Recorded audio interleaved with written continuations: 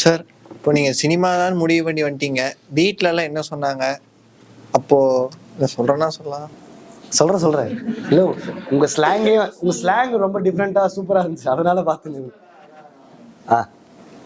First வீட்டில் வந்துட்டு பெருசாக அனுமதி இல்லை. ஏன்னா சினிமானாலே வந்துட்டு நிறைய செலவாகும். அந்த படிப்பு படிக்கணும்னா உனக்கு ஏகப்பட்ட செலவாகும். ஸோ ஏன்னா நான் 8th ஸ்டாண்டர்ட் வரைக்குமே வந்துட்டு திருவண்ணாமலை மாவட்டத்தில் ஒரு கிராமத்தில் தான் இருந்தேன். ஸோ நான் படத்துக்கு வரணுனாலே மந்த்லி ஒரு தடவை வந்துட்டு கூப்பிட்டு வருவாங்க. அதுவும் விஜய் சார் படத்துக்கு தான் கூப்பிட்டு வருவாங்க. நம்ம மற்றபடி வந்துட்டு உலக சினிமாலேருந்து எதுவுமே நம்ம பார்த்தது கிடையாது. ஸோ 8th ஸ்டாண்டர்டுக்கு அப்புறம் தான் வந்துட்டு ஒரு 9th 10th தான் நான் திருவண்ணாமலைக்கு வந்தேன். அப்போ வந்ததுக்கு அப்புறமும் நம்ம என்னன்னா வந்து சினிமா டைரக்ஷன் அந்த மாதிரி கிடையாது. நம்ம சின்ன வயசுலேருந்து ஸ்கூலில் வந்து இந்த ட்ராமாஸ், அதுக்கப்புறம் டான்ஸ் இதெல்லாம் பார்ட்டிசிபேட் பண்ணதால ஒரு ஆர்வம் ஒன்று இருந்துச்சு. அப்படிதான் 1-2 பேர் வந்துட்டு உனக்கு இது வருது, சூப்பராக வருது, நீ போய் லோயலா காலேஜில் விஸ்காம் வேடு அப்படின்னு சொன்னாங்க. வீட்டில் அப்போ ஒத்துக்கல. கதை திரைக்கதையின் படம் வெளில வந்துச்சு. பரவாயில்ல, ஏதோ சினிமாவில் வந்திருக்கான் அப்படின்னு நினச்சாங்க. லாக்டவுனில் வந்துட்டு கம்ப்ளீட் ஷட்டு, அவ்வளோதான். ஏன்னா என் தம்பிங்களாம் ரொம்ப வருத்தப்பட ஆரம்பிச்சிட்டாங்க. இதுக்கப்புறம் இவன் வாழ்க்கை என்னதான் ஆகுறது, என்னதான் பண்ண போறான், சினிமா நம்பிட்டு இருந்தான் அப்படின்னு சொல்லிட்டு அந்த ஒரு மனநிலையில் இருந்தாங்க. அப்புறம் அதுல இருந்து வந்து அதுக்கப்புறம் தான் செய்யறேன் நம்ம அடுத்த படங்கள்லாம். ஸோ தொடர்ந்து இந்த மாதிரி நம்மளை சுத்தி இருக்கிறவங்க வந்துட்டு இன்னைக்கு படம் வந்துச்சுன்னா சூப்பரா ஆயிடுவாங்க. இன்னைக்கு படம் வந்துருச்சு, ரிலீஸ் ஆயிடுச்சு, அடுத்து ஒரு நிறைய ஆப்பர்ச்சுனிட்டிஸ் வரும். பட் அந்த ஆப்பர்ச்சுனிட்டிஸ் வருது வந்து நம்ம காத்திருக்கிற நேரத்தில் அவங்களும் டயர்ட் ஆவாங்க, அவங்களோட ஃபேஸ் மாறும், எல்லாத்தையும் ஹேண்டில் பண்ணி தான் ஆகும். அது முக்கியமா இப்போ ஆக்டிங் ரிலேட்டடா வந்து நம்ம ட்ரை பண்ணும்போது நான் வந்து நடிகர், அவங்க வந்து இயக்குனர், இது அப்படிங்கிற ஒரு விஷயத்த வச்சுக்க வேணாம் அப்படின்னு பாக்குறேன். ஏன்னா நம்ம எல்லாருமே சினிமா பண்ண வந்திருக்கோம். ஸோ அந்த எல்லாருமே சேர்ந்து கிளப் ஆகி ஒர்க் பண்ண வேண்டியது ரொம்ப முக்கியமா தேவைப்படுது. அந்த மாதிரி ஆகிடும் போது நம்மளால இப்போ ஒரு ஆக்டரா நம்ம வந்துட்டு நம்ம ஃப்ரெண்ட்ஸ் வந்துட்டு கதை எழுதுறாங்க, ஷார்ட் ஃபிலிம் பண்றாங்கன்னா வச்சா கதை கொடுக்குறா, படிச்சு பார்க்குறேன் எப்படி சொல்லுங்க. டிஸ்கஷன் போறீங்களா, சரி நானும் வந்து டிஸ்கஷன்ல கலந்துக்கிறேன், சும்மா போய் உட்காருங்க. இப்போ மியூசிக் டைரக்டர் வந்து நம்ம ஃப்ரெண்ட்ஸ் யாரும் மியூசிக் பண்றவங்க சும்மா உட்காந்து நான் பார்க்கலாம், எப்படின்னு நான் பார்க்கணும்னு எனக்கு ஆசையா இருக்கு, போய் பார்க்கணும். இது எல்லாரோடவும் நம்ம வந்து கிளப் ஆகும்போது தான் நம்ம வந்துட்டு நிறைய பெர்ஸ்பெக்டிவ்ல அந்த மற்ற ஆர்ட் ஃபார்மையும் நம்ம வந்து கத்துக்கிறதுக்கான ஸ்பேஸ் இருக்கு. ஏன்னா ஒரு ஆக்டர் நம்ம எல்லாமே தேவையில்லை. அதனால் அந்த மாதிரி எந்த இடத்துலயும் வந்துட்டு நான் ஆக்டர், நான் நடிக்கிறதுக்கு ட்ரை பண்றேங்க அப்படின்னு எங்கேயுமே நின்ற வேண்டாம். தொடர்ந்து எல்லா துறையிலையும் வந்துட்டு பயணிக்கிறது வந்து நம்மளோட ஸ்கில்லை இன்னும் நல்லா டெவலப் பண்ணணுன்றது என்னோட கருத்து.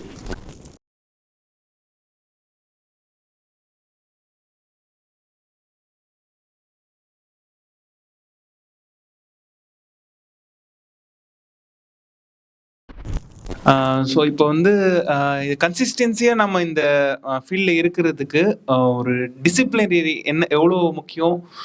உங்களோட அந்த ஒரு டிஸ்ட்ராக்ஷன் இல்லாமல் எப்படி ஒரு டிசிப்ளினாக நீங்கள் கண்டினியூஸாக உங்களோட ஃபர்ஸ்ட் மூவிலேருந்து இன்னைக்கு வரைக்கும் நீங்கள் ஃபாலோ பண்ணுறது, மென்டலாகவும் சரி ஆர் ஃபிசிக்கலாகவும் என்ன மாதிரியான டிசிப்ளின் நீங்கள் டிஸ்ட்ராக்ஷன்ஸ் இல்லாமல் ஃபாலோ பண்ணுறீங்க? முக்கியமாக ஈகோ இருக்கு. ஏன்னா இங்க எல்லாருமே ஏதோ ஒரு விதத்துல நம்ம ஒரு ஆர்ட்டை வந்து கத்துக்கிட்டு அதை நல்லபடியா ஒரு சினிமாக்குள்ள வந்துட்டு கொண்டு வரணும் அப்படின்னு நம்ம இருக்கும்போது இப்ப டிஸ்கஷன்ல உட்காரணும்.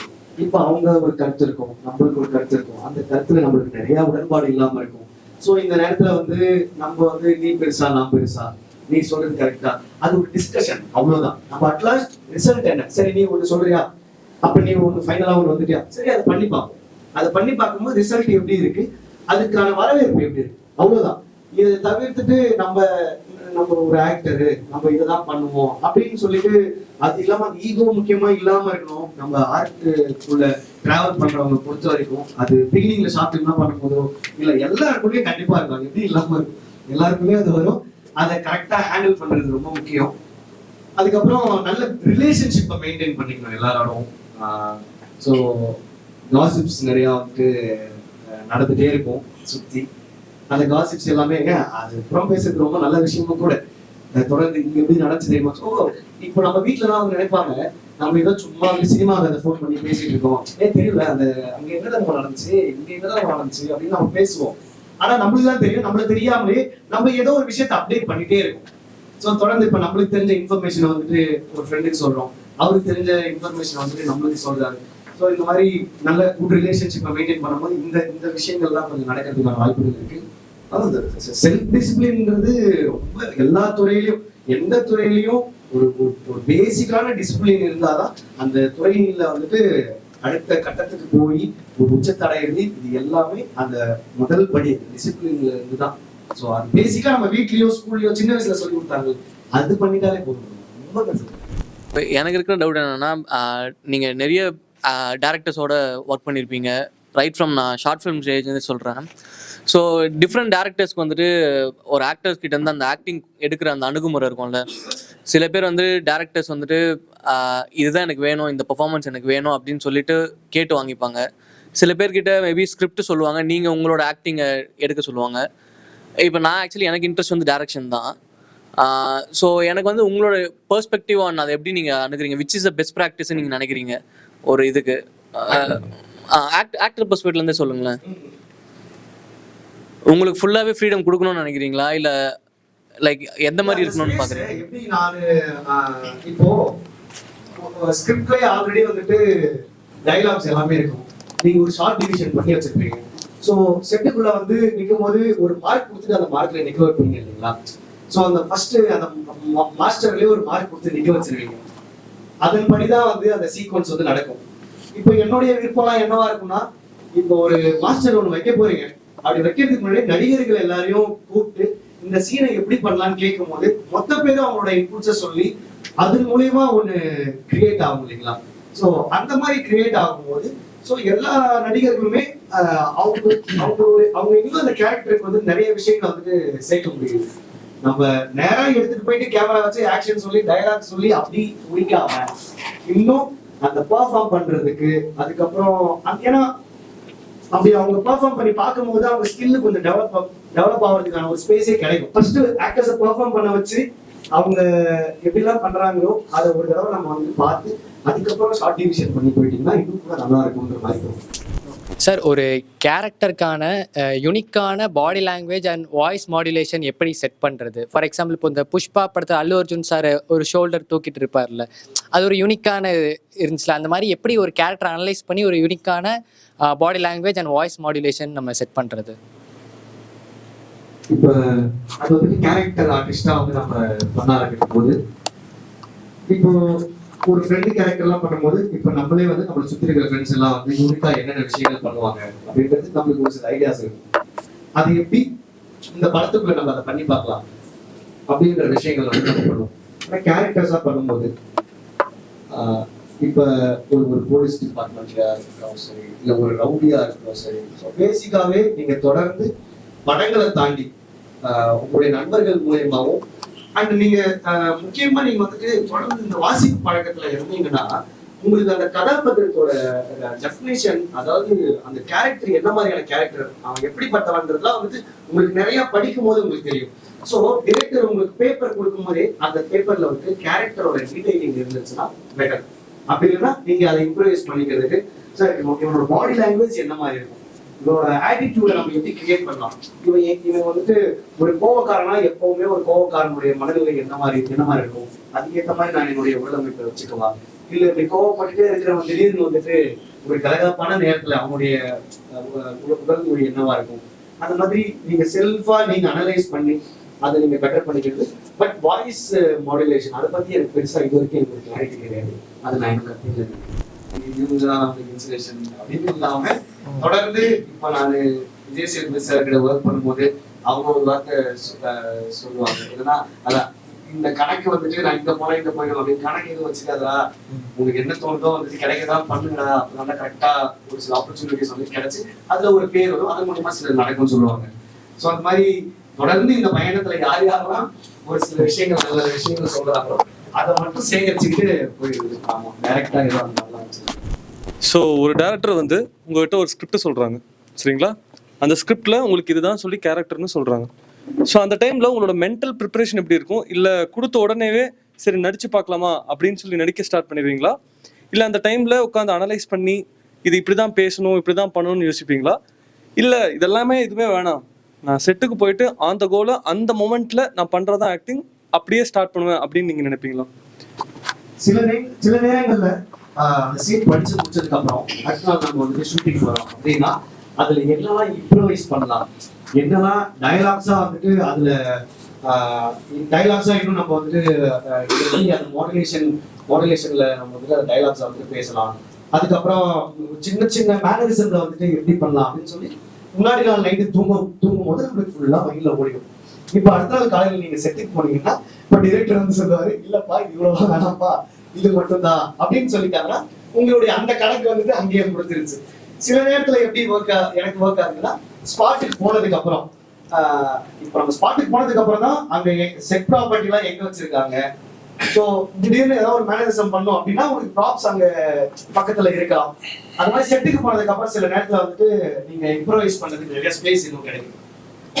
இன்னொரு ஆக்டர் கூட உட்கார்ந்து ஒரு நின்று இல்ல ஒரு டிரெக்டர் கூட நின்று அந்த சீனை பத்தி டிஸ்கஸ் பண்ணும்போது செட்டில் நின்று பண்ணும்போது இம்ப்ரோவைஸ் பண்றதுக்கு இன்னும் நிறைய இருக்கு. இப்போ இது வந்துட்டு இமேஜினரியா பண்ணுவோம். நாளைக்கு காலையில நம்ம வந்துட்டு இதெல்லாம் இம்ப்ரோவைஸ் பண்ணலாம், இந்த கேரக்டருக்கு வந்து இதெல்லாம் பண்ண ஆட் ஆனா இருக்குன்னு சொல்லிட்டு நம்ம முன்னாடி நாள் பண்றது இமேஜினரியா நம்ம பண்றது. ஸோ அடுத்த நாள் செட்டுக்கு போனதுக்கு அப்புறம் அது இன்னும் இம்ப்ரோவைஸ் பண்றதுக்கு அங்க இருக்கிற சூழல் அதை சுத்தி இருக்கிற எல்லா விஷயங்களையும் வச்சு நம்ம இன்னும் இம்ப்ரோவைஸ் பண்றதுக்கு நிறைய சான்சஸ் இருக்கு. ஸோ ரெண்டுமே ஒர்க் ஆகும். என்னோட கொஷின் வந்து ரிலேட்டட் டு நம்மளுடைய செல்ஃப் அனாலிசிஸ். ஏன்னா நம்ம வந்து ஒரு ஆக்டர் ஆகணும்னு முடிவு பண்ணி வந்துட்டோம். இப்போ வந்து என்ன ரீசனுக்காக வந்திருப்போம், ஒன்று நம்மளுக்கு ஒரு கான்ஃபிடென்ட் கிடைச்சிருக்கோம், நம்ம வந்து ஆக்டராக போகலாம், யாராவது சொல்லியிருப்பாங்க அப்படி இருக்கா இப்படி இருக்கான்னுவாங்க, இல்லை நம்மளுக்குள்ளேயே ஒரு கான்ஃபிடென்ட் இருக்கும், நம்மளால் அதை பண்ண முடியும், அந்த ரோல் பண்ண முடியும், இந்த ரோல் பண்ண முடியும், அந்த மாதிரி ஒரு கான்ஃபிடென்ட் இருக்கும் ஒன்று. செகண்டு, இல்லை நம்ம வந்து ஒரு நல்ல ஆக்டிங் ஸ்கில்ஸோடு இருப்போம், என்ன கொடுத்தாலும் பண்ணிடலாம், ஒரு பண்ண அதை பண்ணிவிடுவார், அது சொன்னால் இது பண்ணிவிடுவார், அந்த அளவுக்கு ஒரு திறமை இருக்கும். இது ரெண்டு இருந்தால் மட்டும் தான் ஒரு ஆக்டர் வந்து ஆக முடியும்.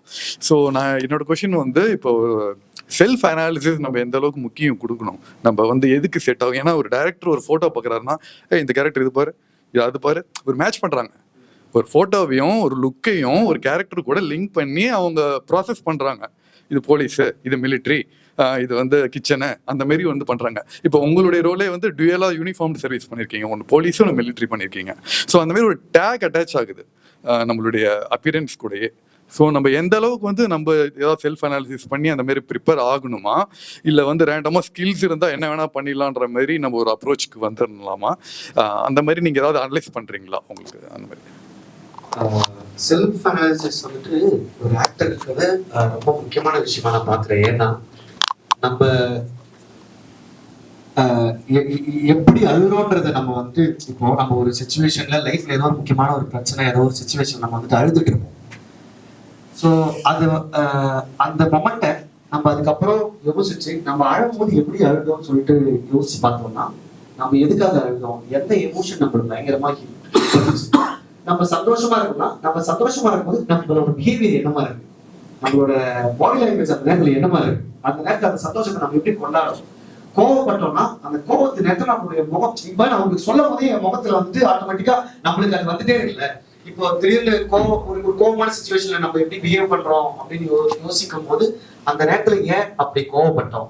ஸோ கோவப்படும் போது நம்மளுடைய அப்பியரன்ஸ் என்ன மாதிரி இருந்துச்சு, நம்மளோட ஃபேஸ்ல எக்ஸ்பிரஷன்ஸ் எந்த மாதிரி இருந்துச்சு, நம்ம அந்த நேரத்துல எந்த அளவுகோல்ல வந்து கத்தணும், ஒரு சத்தம் போட்டோம் அப்படின்றதா இருக்கு.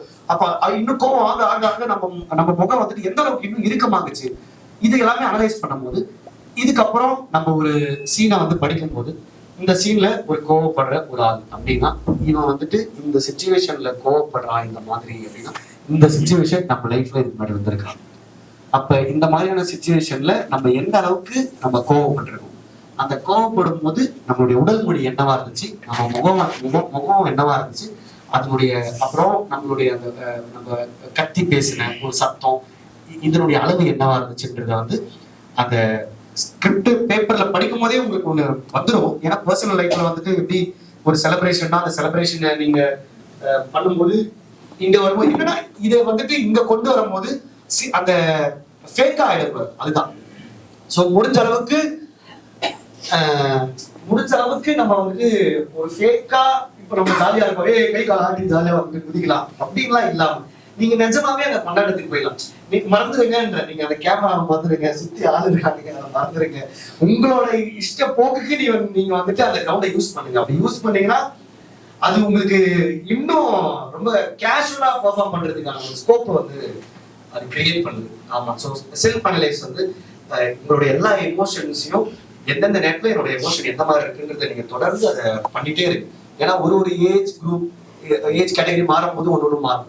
ஏன்னா நம்ம லவ் பண்ணும்போது ஒரு மாதிரி கோவப்படுறோம், கல்யாணம் பண்ணது அப்புறம் ஒரு மாதிரி கோவப்படுவோம், அந்த நேரத்துல அம்மா சின்ன வயசுல அம்மா கிட்ட ஒரு மாதிரி கோவப்படுவோம், வளர்ந்ததுக்கு அப்புறம் நம்ம கோவம் வேற மாதிரி இருக்கும். இந்த மாதிரி எல்லாரோட நம்ம கனெக்ஷன்ஸ் வந்துட்டு செல்ஃப் அனலைஸ் பண்றது ரொம்ப நல்ல விஷயம். இப்போ ஆடிஷன்ல வந்துட்டு இப்போ நம்ம ஏடிஸ் இல்லைன்னா கோ டைரக்டர்ஸ் வந்து ஆடிஷன் பண்ணுவாங்க. ஸோ அந்த ஆடிஷனில் வந்துட்டு ஏதாவது ஒரு டெக்னிக் இருக்கா, யூனிக் டெக்னிக் இருக்கா? அவங்க வந்து இதை பண்ணினீங்க அப்படின்னா செலக்ட் பண்ணுறதுக்கான வாய்ப்பு ப்ராபபிலிட்டி இருக்குது அப்படிங்கிற மாதிரி ஏதாவது அது யூனிக் டெக்னிக் இருக்கா? நம்ம இதை பண்ணணும் அப்படின்னா ரைட் ஓகே அப்படிங்கிற மாதிரி.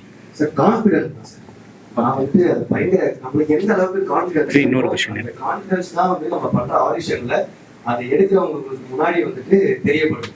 ஸோ நம்ம அந்த கேரக்டர் வாங்கி அந்த பேப்பரை படிச்சு ஃபர்ஸ்ட் கான்ஃபிடன்ஸ் அந்த பேப்பரை படிச்சு முடிச்சுட்டு ஓகே ரெடி அப்படின்றது நம்ம ரெடி ஆகும் போதே அவங்களுக்கு ஒரு ஃபீல் வந்துடும், ஓகே செம்ம ஷார்ப்பா இருக்காரு, சீக்கிரமா ரெடி ஆயிட்டாருன்னு சொல்லி. அதுக்கப்புறம் நம்ம பெர்ஃபார்ம் பண்ணும்போது ஒரு கேமரா இப்படி வச்சுட்டு அதுக்கு முன்னாடி நடிக்க சொல்லும் போது இந்த ஃப்ரேம்ல நம்ம டயலாக் மட்டும்தான் சார் பேச முடியும். ஆமா. பட் ஆனா நம்ம வந்துட்டு சொல்லலாம் சார் கொஞ்சம் கேமரா கொஞ்சம் மிட் இல்லாம கொஞ்சம் பின்னாடி வைங்க சார், நான் வந்துட்டு கொஞ்சம் சுத்தி வந்து கொஞ்சம் அந்த ஸ்பேஸை யூஸ் பண்ணி நான் ஒரு பெர்ஃபார்ம் பண்றேன். அதுக்கப்புறம் நீங்க டைட் ஒரு டைட் வச்சுக்கோங்க சார், நான் அதுவும் பண்றேன் சார் சொல்லிட்டு நம்ம டிமாண்ட் பண்ணலாம், கேட்கலாம் தாராளமா. ஏன்னா நம்ம ஆடிஷன் பண்ண போயிருக்கோம், நம்மளோட டைம் வந்துட்டு அதுக்காக போய் ஸ்பெண்ட் பண்றோம், அதுக்கான ஒரு மெனக்கடல் இருக்கு. அப்ப டைரக்டர் அசிஸ்டன்ட் டைரக்டர்ஸ் எல்லாமே வந்துட்டு அதான் சொல்றேன், அவங்களும் ஈகோவா நினைச்சிக்க கூடாது, நம்மளுக்கும் ஈகோ இருக்க கூடாது, எல்லாம் சேர்ந்து ஜாலியா பண்ணலாம் அப்படின்னு சொல்லி அந்த மாதிரி பண்றது இது சூப்பரா இருக்கும். Okay, thank you. One more question. இப்போ கேரக்டர் இப்போ வந்து ஒரு ஆர்டிஸ்ட் அப்படின்னா ஃபிசிக்கை வந்து நல்லா வச்சுக்கணும் அப்படின்ற மாதிரி சொன்னீங்க. இப்போ அந்த மாதிரி பார்த்தோம்னா யோகி பாபு, காளி வெங்கட் அவங்கெல்லாம் வந்து ஃபிசிக்கை வந்து பெருசாக மெயின்டைன் பண்ண மாதிரி தெரில. இப்போது நானும் பார்த்தா ஒரு குண்டாக தான் இருக்கேன். ஸோ இப்போது இந்த மாதிரி இருக்கும்போது இந்த குண்டான கேரக்டருக்கு வந்து எடுக்கிறதுக்கான வாய்ப்புகள் இருக்கா, இல்லை ஃபிசிக் மெயின்டைன் பண்ணி தான் ஆகணும் அப்படின்ட்டு ஏதாவது ஒரு இது இருக்கா? சார் இப்போ நீங்கள் இருக்கிற தோற்றத்துக்கு என்ன கதாபாத்திரம் வந்துட்டு அந்த கதையில் அவங்களால கொடுக்க முடியுமோ அதை கொடுத்துருவாங்க. அதை வந்து இப்போ நம்ம இப்படி என்னுடைய ஏஜுக்கும் என்னுடைய தோற்றத்துக்கும் என்ன கேரக்டர் கிடைக்கும், மேபி தாடி எடுக்கலாம், முடிய ட்ரிம் பண்ணலாம், இல்ல ட்ரிம் பண்ணா இவர் வந்து ஒரு போலீஸ் ஆக்க முடியுமா, இல்ல இன்னும் முடிய வச்சு இன்னும் தாடியை வச்சுதான் இவர் வந்து ரவுடி ஆக்க முடியுமா, அந்த மாதிரியான டிசிஷன் எடுக்கலாம். ஆனா அந்த டிசிஷன் வந்து எடுக்கிறதுக்கும் சில நேரத்துல அவங்களுக்கு டைம் இருக்க மாட்டேங்குது. ஏன்னா அந்த நேரத்துல யார் அதுக்கு ரெடியா இருக்காங்களோ அதுக்கு அப்ரோச் பண்ணி போயிடலாம் அப்படின்ற மாதிரி ஒரு சில விஷயங்கள் தான் நடக்குது. ஆனா ஒன்ஸ் நீங்க ஸ்கிரீன்ல வந்து நீங்க வந்துட்டு உங்களோட பெர்ஃபார்மன்ஸ் ஏதோ நடிச்சு ஹிட்டாச்சு வந்துச்சுன்னு வச்சுக்கோங்களேன், அதுக்கப்புறம் நீங்க ஒரு ஆக்டரா தான் நான் ஆக போறேன் அப்படின்னு கிளம்பி வந்த இனிஷியல் ஸ்டேஜஸ்ல எந்த மாதிரியான கான்ஃப்ளிக்ஸ்லாம் கோ த்ரூ பண்ணீங்க, அண்ட் நீங்க சினிமாக்குள்ள போறதுக்கான அந்த ஃபர்ஸ்ட் சான்ஸ் எப்படி அமைஞ்சுது, அதை பத்தி சொல்லுங்க. பிரச்சனைகள்லாம் வந்துட்டு ஃபினான்ஷியலி நிறைய ஸ்ட்ரகிள் இருக்கும். அதுதான் ஏன்னா 6 பேர் 7 பேர் சேர்ந்து ஒன்னா ரூம் எடுத்து தங்கியிருப்போம். அந்த நேரத்தில் வந்து சாப்பாட்டு பிரச்சனைகள் வந்து இருக்கிறதுலே பெரிய பிரச்சனை. ஏன்னா காலேஜ் டைம் நம்மளுக்கு காலேஜுக்கு நம்ம வீட்டில் வந்து நம்மளால காலேஜுக்கு ஃபீஸ் கட்ட முடியும் முடிஞ்ச அளவுக்கு. பட் ஆனால் அதுக்கப்புறம் நம்ம பண்ற ஷார்ட் ஃபிலிம்ஸ்ல யாரும் எதனா காசு கொடுத்தாங்க அதை வச்சு அதுக்கப்புறம் அதை வச்சு சர்வை பண்றது, இந்த மாதிரி சர்வைவல் பிரச்சனை தான் ரொம்ப பெருசா இருந்துச்சு. பட் ஆனால் சம்பவம் தொடர்ந்து அதெல்லாம் நம்ம வந்துட்டு பெருசா எடுத்துக்காம ஓகே இங்க இருந்து நடந்து போடுமாவா நடந்து போலாம் அப்படின்னு சொல்லி நம்ம முடிஞ்ச அளவுக்கு நம்மளை மோட்டிவேட் பண்ணி முயற்சி பண்ணிட்டே இருந்துட்டோம்னா அந்த பிரச்சனைகள்லாம் நம்ம பெருசா மைண்ட்ல இருக்காது. எல்லாருக்குமே அது எல்லாமே இருக்கு. ஏன்னா ஆல்மோஸ்ட் இங்க இருக்கிற எல்லாருமே வந்து அப்பர் மிடில் கிளாஸ் அப்படின்லாம் வந்து யாரையும் சொல்லிக்கவே முடியாது.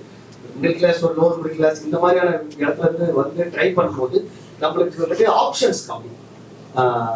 என்னன்னா நம்ம இதுக்காக வெயிட் பண்ணலாமா, இதுக்காக வெயிட் பண்ணி பண்ணலாமான்ற அந்த வெயிட்டிங்கான ப்ராசஸே நம்மளுக்கு அவ்வளோ சீக்கிரம் கிடைக்கிறது இருக்குது. அந்த நேரத்தில் கரெக்டாக பண்ணி போயிடலாமா அப்படின்ற ஒரு ஆப்ஷன் மட்டும்தான் இருக்கு.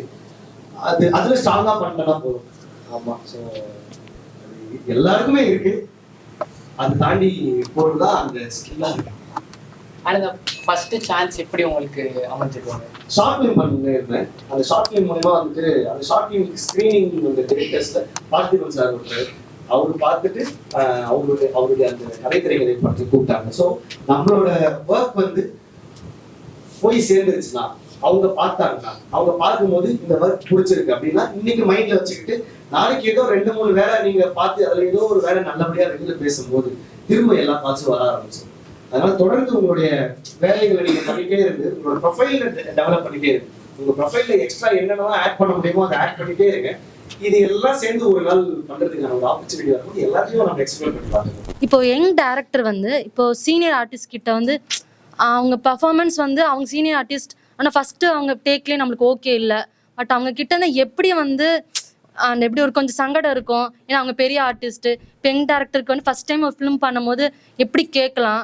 உங்களுக்கும் வந்து இது வந்து ஃபஸ்ட்டு கொஷின். இப்போ உங்களுக்கு வந்து இப்போ யங் டேரக்டர் கிட்ட ஒர்க் பண்ணும்போது இதெல்லாம் இருந்திருந்தா கொஞ்சம் எப்படி சொல்லு, இதெல்லாம் இங்கே கொஞ்சம் தெரிஞ்சுட்டு வந்திருக்கலாமே, நம்மளுக்கு ஏன்டா இவ்வளோ படாத பாடுபடுத்துறாங்க அப்படின்னு உங்களுக்கு இப்போ இவ்வளோ படம் நீங்கள் ஒர்க் பண்ணியிருக்கீங்களே, சீனியர் டேரக்டருக்கும் யங் டேரக்டருக்கும் உங்களுக்கு ஒரு டிஃப்ரென்ஸ் இருக்கும்ல.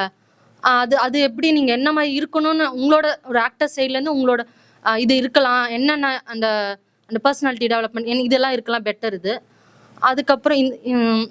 அதுக்கப்புறம் இந்த பாண்டிங் மெயினாக அந்த டேரக்டருக்கும் நம்ம ஆக்டருக்கும் அந்த பாண்டு தான். ஃபஸ்ட்டு 2-3 நாள் சரியில்லைன்னா அதுக்கப்புறம் ஒரு கடமைக்கே வந்துட்டு செஞ்சுட்டு போவாங்க, என்னையா செட் ஆகலை அதுக்கப்புறம்னு. ஸோ இதெல்லாம் நீங்கள் உங்களுக்கு இவ்வளோ வருஷத்தோட எக்ஸ்பீரியன்ஸ் ஷேர் பண்ணுறீங்களா? டைரக்டர் வந்துட்டு இப்போ யங் டைரக்டரா இருக்காரு, இப்போ ஆக்டர் வந்துட்டு ஆல்ரெடி 3 படம் பண்ண ஆக்டரா இருக்காங்க அப்படின்னா, ஸோ 2-3 படங்கள் பண்ணும்போது அவங்களுக்கு எக்ஸ்பீரியன்ஸா கொஞ்சம் டெவலப் ஆயிருப்பாங்க. ஸோ ஒரு யங் டைரக்டர் புதுசா வரும்போது அவருக்கு செட் எக்ஸ்பீரியன்ஸ் மேபி சில நேரத்தில் கம்மியா இருக்கலாம். ஸோ மேஜரா செட்ல வந்து எக்ஸ்பீரியன்ஸ் மேபி கம்மியா இருக்கலாம். இதை ஆஸ் ஆக்டரா வந்துட்டு உட்கார்ந்து இன்னும் இப்படி பண்ணா கரெக்டா இருக்குங்க அப்படின்னு ஒரு எக்ஸ்பீரியன்ஸ்னால யாரும் சொல்றாருன்னா இப்ப நம்மளும் கேட்டுக்கலாம். இல்ல எக்ஸ்பீரியன்ஸான டிரெக்டர் இல்லடா அப்படின்னு சொல்லிட்டு ஒரு புதுசா ஒரு ஆக்டர் கிட்ட சொன்னா அதை இவங்க கேட்டுக்கலாம். இவங்க 2 பேரும் ஈகோ இல்லாம ஜஸ்ட் அதான் நான் சொல்றேன், இது வந்துட்டு ஒரு ஆக்டரோட படம் கிடையாது, இது ஒரு டைரக்டரோட படம் கிடையாது, ஓவரால் எல்லாரோட படம். இது வந்துட்டு எல்லாரும் சேர்ந்து பண்றதுதான் சினிமா. அப்படின்னா அப்படி பார்க்கும்போது நம்ம அந்த பேரியர்ஸ் இல்லாம நம்ம பண்ணா கரெக்டா இருக்கும்.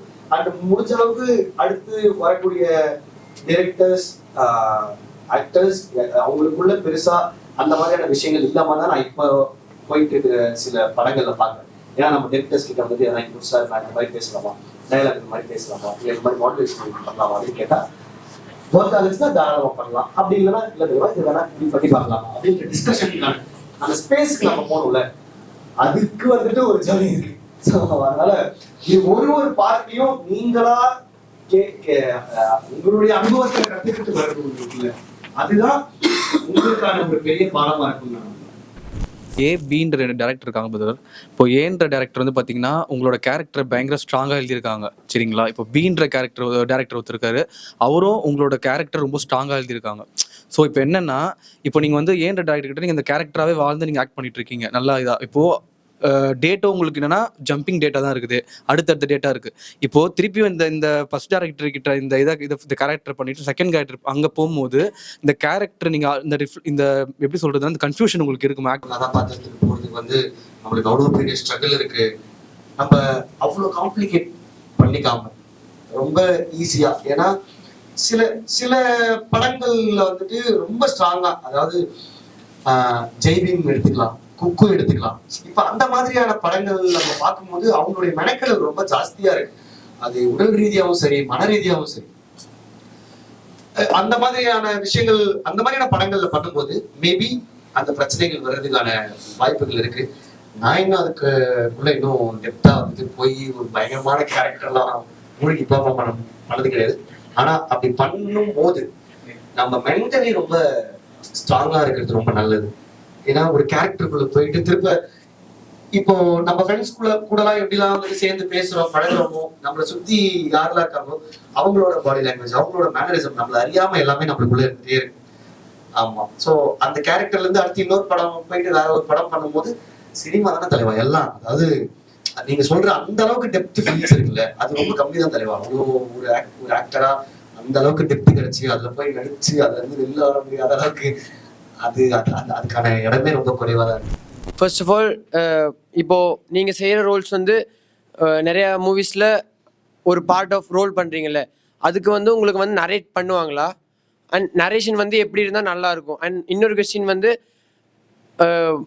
நிறைய பேர் நிறைய இடத்துல ஐ மீன் ப்ரொடியூசர்ஸ் நிறைய இடத்துல சொல்லி கேள்விப்பட்டிருக்கேன், நிறைய இன்டர்வியூஸ்ல இன்ட்ராக்ஷன்ஸில் வந்து இந்த மாதிரி அவங்களோட நரேஷனே எங்களை இம்ப்ரெஸ் பண்ணிருச்சு அப்படின்னு சொல்லுவாங்க.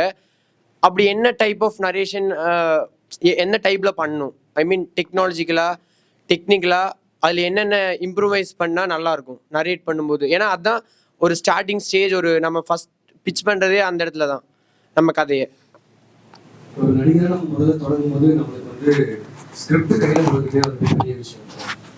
ஃபஸ்ட்டு இந்த மாதிரி ஒரு ரோல் இருக்குது வந்துடுங்க, இல்லை இந்த ரோலுக்கு வந்துட்டு டைலாக் இருக்குது அப்படின்னு சொல்லி ஸ்பாட்டுக்கு வந்ததுக்கப்புறம் கொடுப்பாங்க. அந்த மாதிரி நிறையா விஷயங்கள் வந்து பயணிச்சிருக்கோம். அந்த நம்மளுக்கு வந்துட்டு ஸ்கிரிப்ட் நரேட் பண்ணுவாங்க. ஆனால் இப்போ ரங்கூனுக்கு வந்து நான் ஸ்கிரிப்ட் படிச்சிருக்கேன், ப்ளஸ் டிரெக்டரோட நரேஷனும் நான் வந்துட்டு கேட்டேன். ஏன்னா அதில் அந்த கதாபாத்திரமே அவ்வளோ பெருசு. ஸோ நம்ம பண்ணுற கதாபாத்திரங்கள் எவ்வளோ எவ்வளோ பெருசு, அதனுடைய ரேஞ்ச் என்னன்றதை பொறுத்து தான் நம்மளுக்கு ஒரு நரேஷன் கிடைக்கிறதுன்றது வந்து நடக்குது. அப்படி பார்க்கும்போது ஒரு ஆர்டிஸ்டுக்கு என்ன தேவை அப்படின்றத ஒரு டைரக்டர் வந்துட்டு கிளியரா சொன்னாலே அது நம்மளுக்கு புரிஞ்சிடும். இந்த கேரக்டர் இப்படிதான், இந்த கேரக்டர் வந்துட்டு இதனுடைய வாழ்க்கை முறை இப்படிதான், இதனுடைய தொழில் முறை இப்படிதான் அப்படின்னு சொல்லி அந்த கேரக்டர் சுற்றி இருக்கிற வேர்ல்டு எல்லாத்தையும் எக்ஸ்பிளைன் பண்ணும்போது நம்ம ஆட்டோமேட்டிக்கா அது நம்மளுக்கு புரிஞ்சிருது. ரொம்ப ரொம்ப டீட்டெயில்டா போகணும்லாம் இல்லை, ஜஸ்ட் சட்டிலா அவங்க ஒரு பேசிக் நரேஷன் கொடுத்தாலே அதுல நம்ம எப்படி டெவலப் பண்ணிக்கலாம்னு பார்த்து நம்ம ஸ்பாட்டுக்கு போனதுக்கு அப்புறம் அது இன்னும் இம்ப்ரூவைஸ் பண்ணிக்கிறதுக்கான ஸ்பேஸ். டெக்னிக்கலா நம்மளுக்கு இந்த சொல்ல தேவையில்ல, டெக்னீஷியன்ஸ், எடிட்டர்ஸ், கேமராமேன் அவங்க பார்த்துப்பாங்க. ரொம்ப டெக்னிக்கல் சார் இந்த ஷார்ட் அந்த மாதிரி ரொம்ப டெக்னிக்கலா இல்லாம அந்த கேரக்டர் பத்தின பேசிக் இது சாப்பிடுவாங்க. இல்ல ஒரு ஹீரோ கிட்ட சொல்லும்போது அதான் ஃபுல் ஸ்டோரி நரேஷன் வந்து எப்படி சொல்லுவாங்கன்னு கேக்குறேன். I mean full story beginning to end வந்துட்டு உங்களுக்கு ஓவரால் ஸ்கிரீன் பிளேவே அவங்க நரேட் பண்ணிடுவாங்க. ஃபர்ஸ்ட் இப்போ பிட்ச் டெக் பண்றாங்க, இப்போ ரீசெண்டா நடந்துட்டு இருக்குது. ஒரு ஆக்டரை அப்ரோச் பண்றாங்க ஒரு ஹீரோ அப்படின்னா ஒரு பிட்ச் டெக் பண்றாங்க.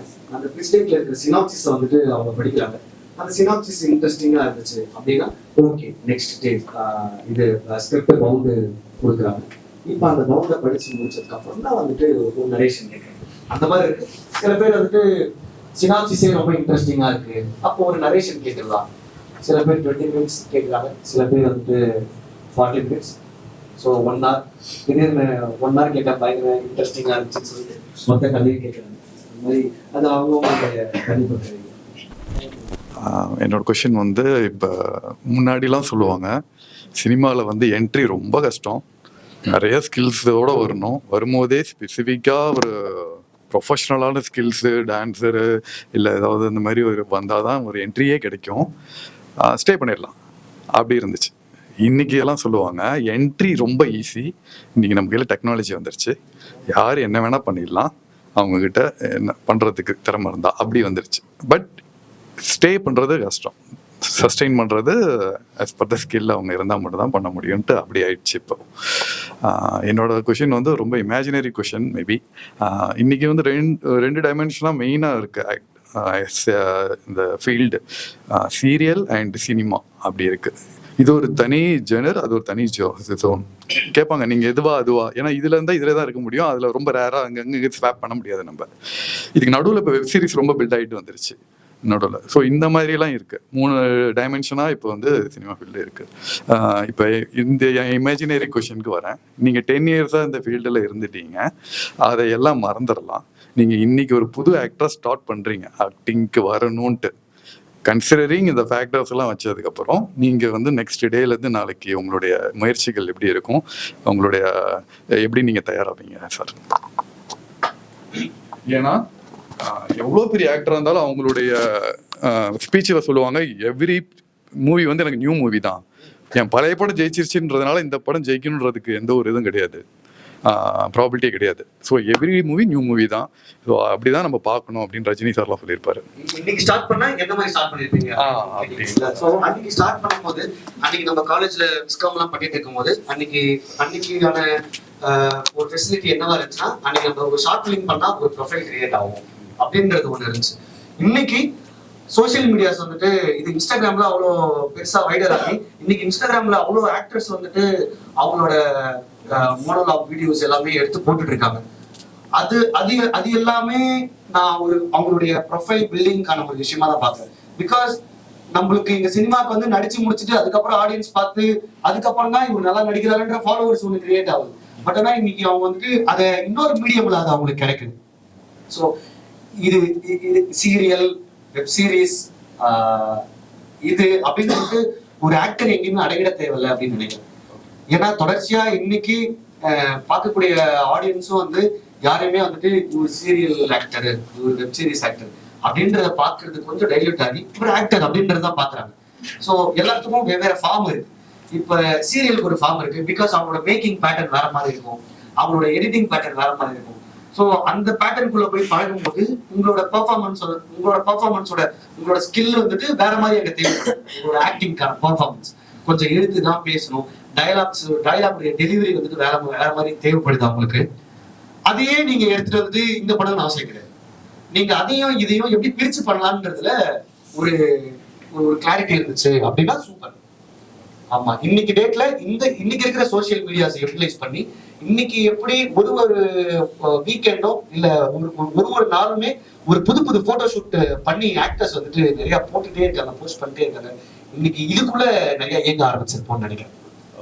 ஆமா, சோ இன்னைக்கு அப்டேட்ல இருக்கிற விஷயத்துல நம்ம எப்படிலாம் நம்மளுடைய ஸ்கில்ல அப்டேட் பண்ணிக்க முடியும்ன்றதை நம்ம பண்ணினோம்னா இதன் மூலியமா கிட்டத்தட்ட இதுவும் ஒரு ரிவர்சல் தான்.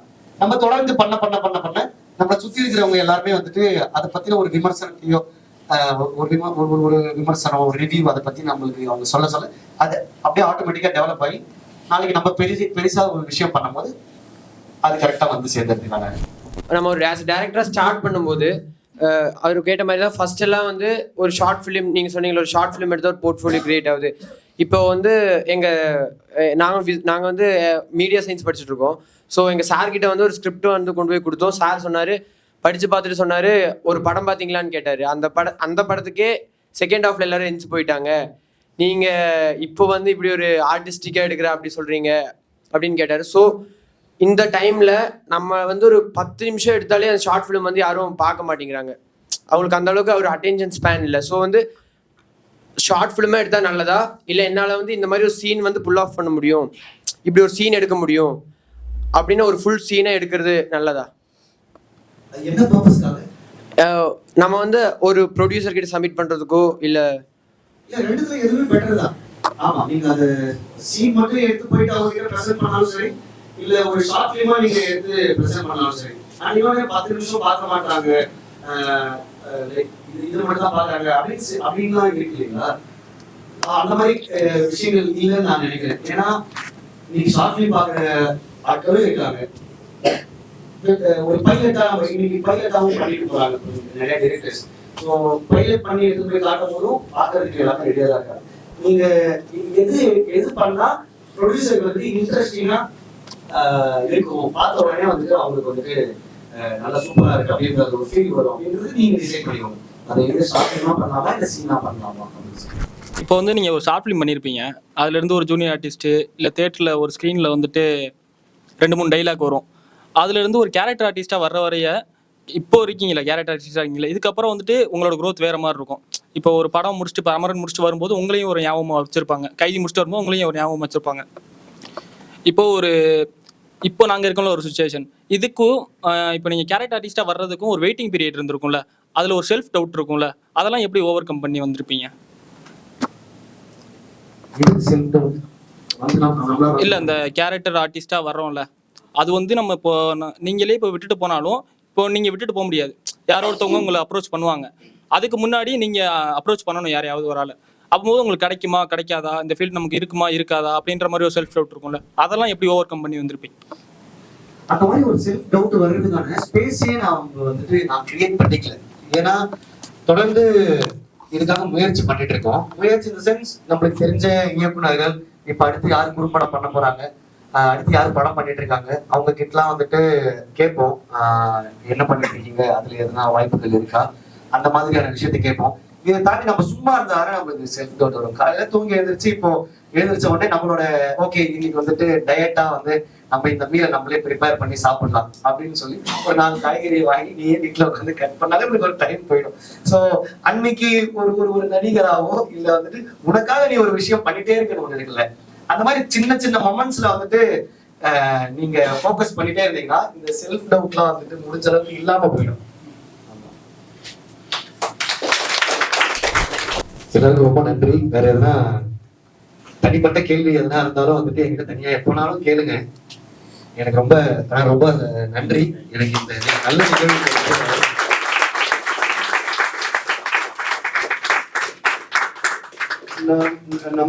நான் வந்துட்டு காலேஜ் டைம்ல இந்த மாதிரி வந்து முன்னாடி உட்காந்து பார்க்கும்போது இந்த பக்கம் வந்து சில பேர் வந்துட்டு எதனா கேள்விகளுக்கு பதில் சொல்றாங்கன்னா அதுல நிறைய கேள்விகளுக்கு வந்துட்டு எனக்கு உடன்பாடு இருக்காது. அந்த மாதிரி வந்துட்டு உங்களுக்கும் நிறைய உடன்பாடு இல்லாத கேள்விகள் அண்ட் உங்களோட ஆஸ்பெக்ட்ல மேபி அது வேற மாதிரி இருந்திருக்கலாம். நான் இதோட பெர்ஸ்பெக்டிவ் இதை நான் பார்த்த விதத்துல இது மாதிரி இருந்துச்சு அப்படின்றத வந்துட்டு உங்களுக்கு வந்துட்டு ஷேர் பண்ணியிருக்கேன். வேற எதனா பர்சனலா இந்த மாதிரியான எதனா ஒரு விஷயங்கள் எதனா கேட்கணும்னாலும் எப்பனாலும் நீங்க வந்துட்டு எனக்கு ஃப்ரீயா இருக்கும்போது கண்டிப்பா வந்துட்டு காலும் மெசேஜ் எப்பனாலும் பண்ணுங்க. நம்ம பேசுவோம் தொடர்ந்து. ரொம்ப நன்றி. எல்லாரும் நன்றி.